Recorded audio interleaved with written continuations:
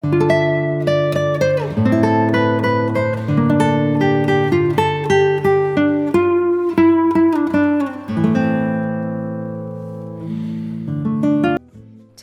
we are making twice-baked loaded potatoes with cheese and sour cream and a few other bits and bobs to make them extra flavorful, and it's WW friendly. How? What? I don't understand. So WW has always been built for real life to accommodate all the delicious things we want to eat, but now it's getting personal. Their new Personal Points program is their most unique and personalized program, yet no two plans are the same. Everything is customized to you. You're going to answer a few questions, and the app will create a completely unique program of 0 points foods customized to the foods you love best. So that means you can eat the things you love without counting or tracking them. And believe it or not, potatoes are one of those 0 points foods you could be matched up with. So are avocados. It's groundbreaking, it's revolutionary, and in honor of this WW innovation, I'm gonna show you this delicious potato recipe that is WW friendly. So first things first, we're gonna start with a baking potato. These are my choice for anything I'm doing with like potato boats because I find the skin maintains its texture best. It really holds up, it's sturdy enough so that when you scoop out the flesh and then refill it and bake it again, you really get that wonderful shape and texture holding together. And it's pretty simple. All you have to do is grab a fork and then get to stabbing your spuds. Just a few little pokes here and there with the tines of your fork. And that's gonna help the steam release from inside the potato as it roasts. So you get that tender, creamy flesh on the inside. These are gonna go into a 400 degree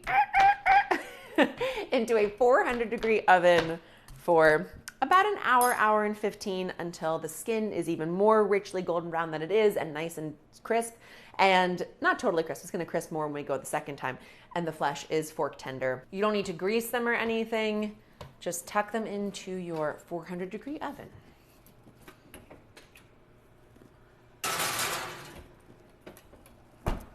I wore my potato brown pants today too. So obviously just a pure baked potato with a little butter, delicious, but we are really amping it up today. We are going to flavor that potato flesh before restuffing it back into itself with a creamy, rich, delicious infusion of chicken broth. With some onion and some garlic and just really just amping up the flavor like 100 different ways. Easily. Don't worry, I know we want to eat soon. So what I'm gonna do is quickly chop up 2 cloves of garlic. Actually, I don't need to chop it since it's all gonna get blended together anyway. And we just want to give a quick smash to release the garlic from its skin and make it so there's more ease of access for the broth to soak up that garlicky flavor. I'm gonna add that. You can actually snip off these ends if they're a little tough looking, which these are. Add those 3 baby cloves of garlic into our pot. Nothing in there yet, don't worry. And now let's slice up an onion. And what I'm basically creating here is a bath with the onion and the garlic and the broth and a tiny little splash of milk, which is gonna go a long way to making this feel ultra rich and decadent. So once you have your onions peeled, then all you wanna do is just give it a quick little slice. Everything is gonna get pureed, so you don't need to be overly careful here about making everything uniform. You just want to create as much surface area as possible so that the flavor maximally and quickly infuses into the broth that will flavor our potato mash. Onion is chopped into our pot, and then you want to grab half a cup of chicken broth. I'm going to eyeball it, but just enough to like coat the bottom of the pot with about ½ an inch of liquid. And then we're going to add a tablespoon or 2 of whole milk. You could definitely use skim milk here or even reduced fat milk. Also great options. This is what I had today. And this is one of those things where like the tiniest little extra bit of rich and lusciousness really goes a long way. That 2 tablespoons of milk is going to amp the flavor up here so much and create a really velvety bath with this onion and garlic infusion. So now we're just gonna bring this up to a boil, drop it down to a simmer, full teaspoon of kosher salt, and give it a little stir. And what I'm looking for is for the onions to really soften down and wilt into this liquid blend. I'm gonna leave the top off of my pot because I actually want some of the liquid to evaporate away. I really wanna condense it down. I needed enough in there to give it time for the onions to cook and really wilt and soften. But I don't wanna add a ton of liquid in with the potatoes once I have them ready to go, because we're not looking for runaway potatoes. We want them to hold together in their little shell boats and be tender and delicious and so decadent and easy to serve alongside any protein. You guys ask me a lot about how to like complete the meal. So taking a recipe I've shown you and what would I do to make it sort of the full potato. This is a perfect example of a really easy veggie side that can go next to a piece of grilled fish, chicken, a steak if you have it, obviously steak and potatoes. I would definitely make sure to have some kind of green, like fresh element, just because this is going to be a really rich and hearty, delicious side.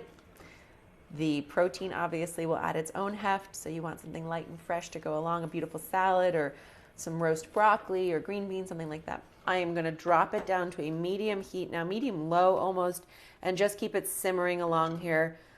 I'm gonna leave it about 20 minutes since we have the time while the potatoes are cooking anyway. The longer it sits, the more it's going to infuse, the softer those onions will get, the easier and smoother the puree will be. So don't rush it, just let it bathe, relax, enjoy itself. Now all we have to do is chop up some scallions and we're kind of ready to go. This is an easy, WW friendly, ultra decadent, twice baked stuffed potato. Delicious. Why stop with just onions and garlic? We also have scallions. Because I have to say, potato's best friend is dairy, butter, sour cream, something like this. But its second best friend is onion. And you can do chives, which I love. But I think a nice little scattering of fresh scallions brings some extra moisture, which is nice, brings tons of flavor, obviously, and brings a little bit of color that is welcome. And I kind of worked my way just up to the mid-greens, because I find this is where the flavor is concentrated, the color is beautiful, obviously, and up here it starts to get a little bit less tender, less delicious, less beautiful. But you can definitely save this, put it in stocks, put it in soups, places where you're not going to notice it, it doesn't really matter. Okay, guys, that's it. Now I have a 1/4 cup of sour cream, a cup of cheese, some Dijon mustard and paprika, which obviously add not a ton of heat, more just like a little boost of flavor and a nice little bit of color too. And that's all we have to do. Okay, so our potatoes have been in for an hour and 15 minutes roughly at 400 degrees. They are nice and softened. That flesh is creamy. The skins are pulling away slightly and starting to firm up a little bit. So while the potatoes are still warm, we're gonna slice them open and scoop out some of that flesh. You can just let them cool just until they're, cool enough to handle so you don't burn your fingers. Grab half the scallions that you want inside the potato mix and the other half you can leave to the side for garnish. I chose the light green parts for garnish. Then grab a potato and just give it a little slice down the middle. And we're just going to spoon out this perfectly cooked, lovely and tender potato, leaving about a 1/4 inch all the way around the skin so that you have plenty of boat left to fill. And you can definitely do this with littler potatoes, which is fun. You can make them bite-sized with those baby potatoes. But we're serving up entree size level today. Let me show you one other thing. So this is like the perfect amount of flesh to leave on the inside of your potato so that it still has some body to it. It's not going to collapse. This one I took out a little too much flesh and it got a little flimsier, but it'll be fine. Okay, so our onions cooked about 20 minutes. I let it cool just a little bit. And if you have a stick blender, you can definitely use that instead. You can see it's quite hot still actually. So you do want to use a vented blender if you're going to blend it like I am. And just let it rip once. And that's all. Be careful as the steam comes out the top. You just want it nice and smooth. You can see it's not super watery. It's really just the puree of those softened onions. And that is going to go in with our potato mix. Before you add the onions, and go ahead and mash your potatoes with a fork, it'll just make it a little easier before you start adding all the liquid, which can make it harder to find those little chunks of potato that might dodge you.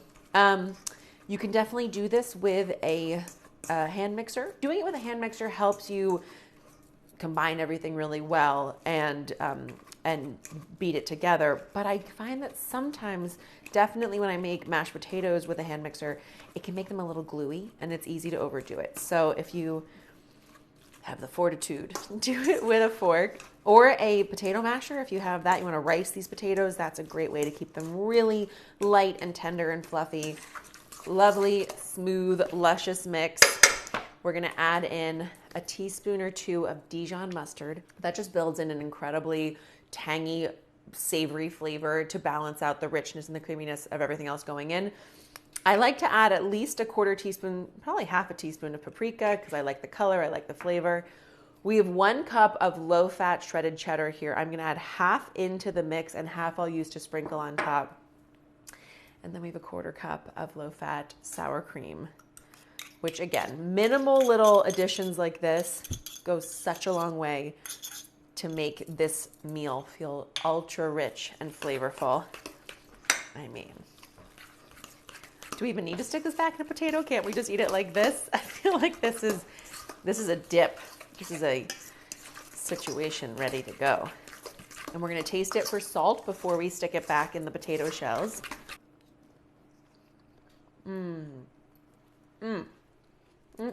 Little bit more salt, not a ton. We were good before. And a couple cracks of black pepper. I like to do kind of a coarse grind on this black pepper because those little savory pops do make it exciting as you enjoy this loaded potato. If you wanted to add hot sauce, now would be the time to do so. Hint, hint. Even sriracha could be, I'm on such a crazy sriracha kick right now. But I have not found anything that sriracha doesn't make better in the savory food category. So you do you, but that's the basics. Now we're just going to spoon it back into our potato boats. Oh my gosh, you guys, are you kidding me? How is this WW friendly? You must be joking right now. Yum, yum, yum, yum, yum. Once you have scooped up every last drop and tried to evenly distribute between the potato boats, you can just give a little smooth so that it is, beautiful and evenly pressed around the little boat that we've created here. And then we're gonna top it and bake it. This was the sad one that I over scooped ever so slightly. I just kind of squish it back together now that it has the filling inside. It kind of holds its body again. Spread them out a little bit. And now we are going to top with our scallions first because we want them melted under the cheese so that they are locked in, flavor loaded. Perfect. And now a scattering of our cheddar cheese right on top to crisp and melt over our whole potato situation. And these are going to go back into our 400-degree oven just until the cheese melts and the potato is warmed through. It should take about 20 minutes. You'll know when they're ready. You will know. All right, so the potatoes have been in about 15 minutes. I'm gonna actually move them up to the top layer of the oven and broil them. Just so you see, they're obviously extraordinarily delicious already, but we are going to rotate the pan, tuck them back in, and broil these babies. So we get some gorgeous, deep golden brown crisping on the top. The skins will get even more structured, crisp, delightful. The insides will be warm. We will carve into it. We might add some hot sauce. It's a possibility. Are they ready yet? I want to eat these.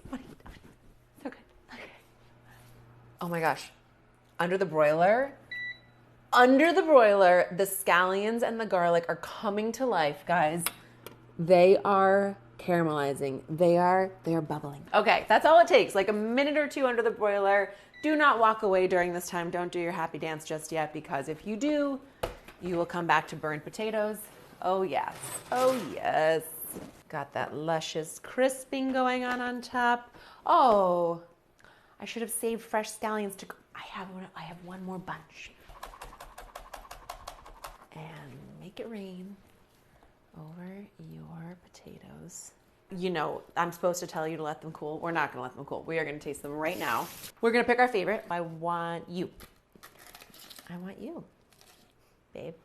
Oh yeah, I want a potato that's bigger than my plate. I just want to like pick it up and just like this.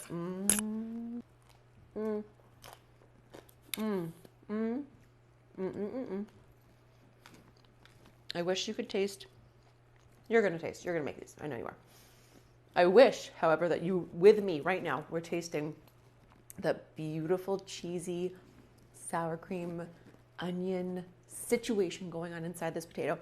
It is a baked potato that you never need to work for the perfect bite. The perfect bite is everywhere. It is all around.